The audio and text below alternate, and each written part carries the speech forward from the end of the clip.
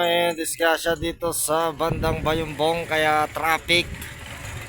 Oh, traffic ba? Oh.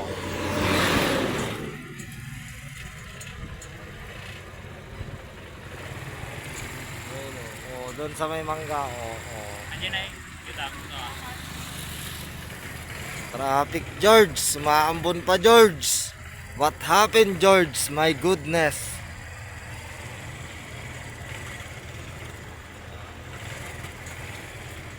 Say, ay kuha na. This service in Nakaw, nagsinalpok na yun. talputa. Oh, Jinay. Diyan, tipon mangga. Doon po sa may puno ng mangga. Pinilar sa. Usap yung pakon, kinupar. Traffic, Diyos niyo Marimar. Kanina pa kami dito dahil dyan. Hindi kasi nag-iingat eh. Ice cream.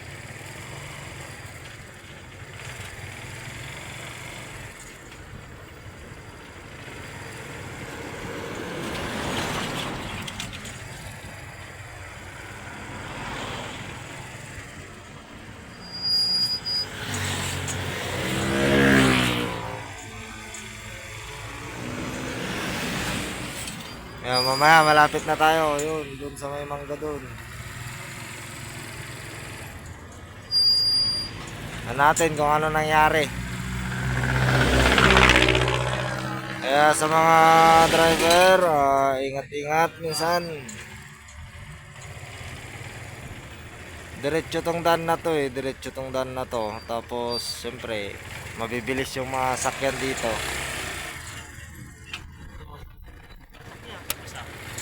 Wasak. Ay, Ay, paigid dan niya. ha? Yung paigid dan. Oy, dinodar na ruta. Pinagilid na nila oh, hinila ng bako, mga probinsya, hinila ng bako. Ha, ba? Ban. Sabi nga tayo driver na ata. Baka sa gitna ng kalsada yan tumaob.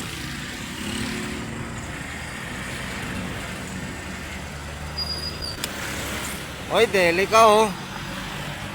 Oy, delika oh. Delikado yung sakyan na yan. Delika eh. Delika yung nadali mga probinsya. Delika. Delikado talaga pag delika.